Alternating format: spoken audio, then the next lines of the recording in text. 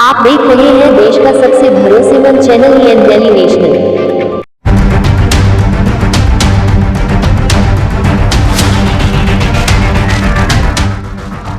बारिश हर साल होती है, लेकिन महाराष्ट्र के पुणे जिले के पिंपरी चिंचवाड़ के मोशी इलाके में हुई इस बारिश ने कुछ ही सेकंड में कई जिंदगियां बदल दी। लोग ऑफिस में रोज की तरह अपना काम कर रहे थे, कोई कंप्यूटर पर बैठा था तो कोई लंच कर रहा था। किसी को बिल्कुल भी अंदाजा नहीं था कि उनके बगल में खड़ा कचरे का पहाड़ कुछ ही पलों में उनकी जिंदगी पर टूट पड़ेगा।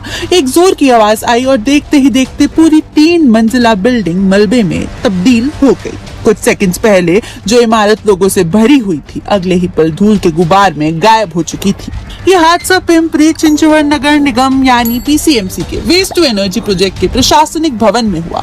शुरुआती जानकारी के मुताबिक इमारत के बिल्कुल पास कई सालों से जमा कचरे का एक बहुत बड़ा ढेर था। लगातार हो रही भारी बारिश के बाद ये कचरे का ढेर खिसक गया और उसके भारी दबाव की वजह से इमारत का ढांचा भरभरा कर गिर गया। हालांकि अधिकारियों ने साफ कहा कि ये सिर्फ शुरुआती अंदाजा है। हादसे की असली वजह तकनीकी जांच पूरी होने के बाद ही समझ आएगा। जैसे ही इमारत गिरने की खबर मिली, पूरे इलाके में अफरा तफरी मच गई। सबसे पहले स्थानीय लोग मदद के लिए दौड़े और कुछ ही देर में PCMC, fire brigade, police, NDRF और मेडिकल टीम्स भी मौके पर पहुंच गई।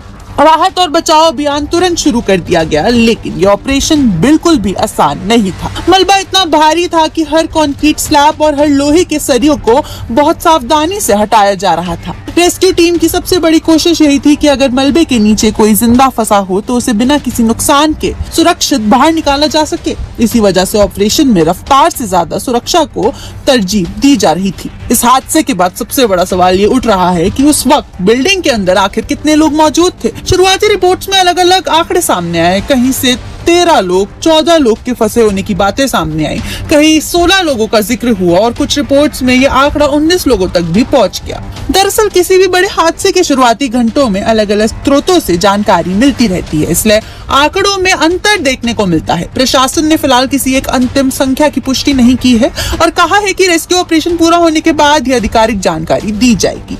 अब इस इलाके की मेयर रवि लांगड़े के मुताबिक लगातार हो रही बारिश की वजह से कचरे का बड़ा हिस्सा खिसक गया और उसी के दबाव में ये इमारत गिर गई। उन्होंने ये भी कहा कि प्रशासन की सबसे बड़ी प्राथमिकता मलबे में फंसे सभी लोगों को सुरक्षित बाहर निकालना है। फायर ब्रिगेड, एनडीआरएफ, पुलिस और हेल्थ डिपार्टमेंट की टीम्स लगातार राहत काम में लगी हुई है। कुछ लोगों को सुरक्षित बाहर निकाला गया, जबकि बाकी लोगों तक पहुंचने की कोशिश की जा रही है। लेकिन इस पूरे हादसे ने फिर एक बड़ा सवाल खड़ा कर दिया है। क्या इतने बड़े कचरे के ढेर की नियमित जांच हो रही थी? क्या लगातार बारिश के बाद सुरक्षा का कोई विशेष निरीक्षण किया गया? अगर खतरे का अंदाजा था तो बिल्डिंग को पहले खाली क्यों नहीं कराया गया? इन सभी सवालों का जवाब अब जांच रिपोर्ट ही देगी। अगर किसी भी तरह की लापरवाही सामने आती है तो जिम्मेदार लोगों पर सख्त कार्रवाई भी हो सकती है। फिलहाल पूरे देश की नजरें मोशी में चल रहे रेस्क्यू ऑपरेशन पर टिकी हुई है।